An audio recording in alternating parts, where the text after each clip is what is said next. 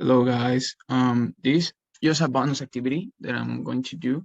I decided um, to talk a little about what I'm doing right now because I haven't been like very active in the last meeting of the project. So I thought it would be a good idea to talk a little of what I'm doing right now. Um, so we're going to do a meta-analysis, a review article about this topic. This is not our project, but it is pretty related. So I'm going to talk about osteoporosis in cirrhotic patients before and after liver transplantation. For talking about what we found in what they found in the research that was published. I'm going to speak a little about the physiopathology of the disease. First of all, there are like two main factors that could lead for you to have cirrhosis. First of all, you can have like an increase in the alcohol consumption, or you can have like NASH. So you can have like an alcoholic hepatic disease, an alcoholic cirrhosis, or a non-alcoholic cirrhosis. The most common one is alcoholic cirrhosis, and it is because the alcohol has to be metabolized to acetaldehyde in the inside the hepatocyte because due to an enzyme called alcohol dehydrogenase. And that enzyme generates some reactive oxygen species that are the one that damage specifically the DNA that is found in the mitochondria, and that causes the mitochondria to explode, also in the nucleus of the cell to explode and further damaging the hepatocyte. This process is not reversible, like when you have fibrosis inside an hepatocyte, that is not reversible, but you can have like healthy hepatocytes that could like lead to more normal hepatocytes inside the liver if you stop the alcohol consumption. So the disease the disease as a whole is reversible, but the fibrosis inside the specific cells are not reversible.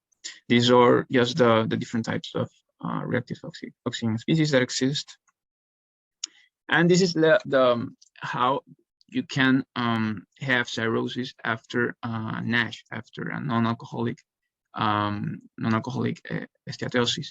And the way that is performed is, you know, that when you have a diet like that is increasing triglycerides, that's going to cause, after being broken by the LPL, that there's an enzyme, it's going to cause an increase in free fatty acids, an increase in triglycerides, and that will be deposited in a lot of cells, but mostly in hepatocytes, because the hepatocytes have a receptor that is named ApoE.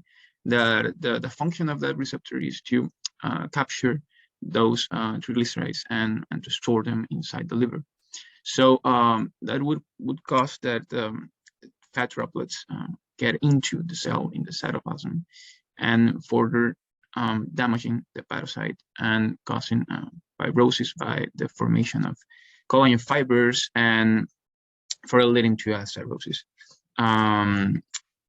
It is good to say that the cirrhosis is a step behind the hepatocellular carcinoma in some cases. So it is not just that you have cirrhosis, but also that you can have HCC, that is hepatocellular carcinoma in the future. So patients that have cirrhosis, decompensated cirrhosis, are the ones that have to be included into a liver transplantation wait list. That is the first step before having a liver transplantation. So what is the problem with osteoporosis? Why are you getting osteoporosis because having or due to having cirrhosis? And that is because when you eat cholecalciferol by diet, it could be milk, it could be in some vegetables, or in the sun, that you can have cholecalciferol also because of the sun exposure. That will be exposed to an enzyme called 25-hydroxylase that causes a whole degree of different vitamin Ds that have different functions inside the body. But the important thing here is that if you don't have the liver functioning properly, you wouldn't have this enzyme functioning properly. You wouldn't have vitamin D3. So vitamin D3 is important for the calcium reabsorption inside the kidney, and also the calcium absorption inside the intestines. So I think it's here. I don't know where, it's not in this slide, but that is some of the functions that the vitamin D has inside the body. So the article that I was talking about, that the name is in the first slide, is the methods of the project. This was like the introduction, what I just said. The methods of the project was having 102 cirrhotic liver transplant candidates that was assessed by 3 years interval before and after having liver transplant. And there is something that is named densitometry. That is the way you can diagnose osteoporosis. If it is below 2.5, you will have osteoporosis. So they took cirrhotic patients that could have or not cirrhosis, that could have or not osteopenia, and see how the densitometry was developing and before and after the liver transplant. So that the main outcome was the densitometry. So talking about the statistics and in the more specifically in the article, the first thing that they did was a Shapiro-Wilk test for testing for normality. You know that I think I did a video. I know that I did a video about the normality and how to test normality, and there is a lot of ways to test normality. I think that it is not pretty common to do a Shapiro-Wilk test only for normality, but in this case was the case. It is pretty simple to do. It's just to look for the formula in Google or whatever, and just having your data well organized first of all, and then putting the variables there in its data.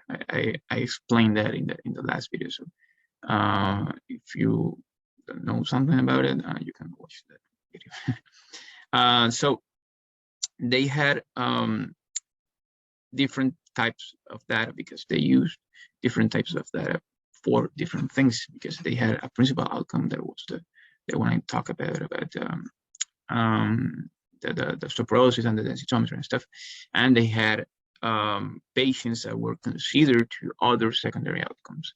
So normally distributed data was presented with mean and standard deviation normally, as we know, and non-normally distributed data was presented as the interquartile range. It could be also presented as a percentile, could be also presented as a percentage, but in this case, in this specific case, it was an interquartile range. Okay. The crude analysis was performed by a logistic regression, and the main purpose of the logistic regression is to have odds ratio. You know that the odds ratio is the probability for an event to happen. Is pretty similar to relative risk, but or hazard ratio is the same. So, but the principal difference between the OR and the RR is that the hazard ratio is done in cohort studies, in observational cohort studies, and the OR, the odds ratio, is done in case and control studies. So in this case, this is a case and control study. So they had to do an OR, right? This is for the principal outcome, right? So an student t-test was also performed to investigate differences in secondary outcomes. And the correlation, this is also a secondary outcome, the correlation between the C-score, that is the score result that results from a densitometry, and the baseline was estimated in a Pearson coefficient for normally distributed data, and a Spearman coefficient, that is the equivalent of the Pearson coefficient for non-normally distributed data, right? So this is just how a stepwise logistic regression is presented. If it is not a stepwise, it is only logistic regression, you are not considering the variables, the independent variables, covariates that affects the outcome. But if you do a stepwise logistic regression, you have to consider all the covariates that will affect your principal independent variable at the end, right? So this is how they did the stepwise logistic regression, dividing the patients by gender, age, smoking, and so on. And they found that only the malnutrition, and there's two more, but it is not in this slide, were affecting the main outcome, that was the osteoporosis. This is how a logistic regression is presented, and you know that is that, but this is not from the article. This is just a slide from the internet, just to explain that it's normally a S-line, the logistic regression, that it's gonna tell you how often an event could happen, depending on the patient characteristics. So, for example, if you have an obese patient, talking about a different case, an obese patient, and you want to test, I don't know, maybe NASH, for example, that we were talking about, or cirrhosis, for example, you will say that a very obese patient will have a likely probability that cirrhosis will happen. Maybe if you are in the middle, you have a middle probability, and if you are very low, you will have no probability. This is not the same as linear regression, because you know that linear regression is a linear line, it could be said, and it's not an S-shaped line, it's a linear shaped line. And what linear regression says is that every time that a weight, for example, using weight and using cirrhosis, a cirrhosis index that has to be quantitative, every time that the weight is increasing, there will be an increase, I don't know, maybe in the MELT score, for example. That is a score that is used for cirrhosis. That is a linear regression. It's pretty different from logistic regression.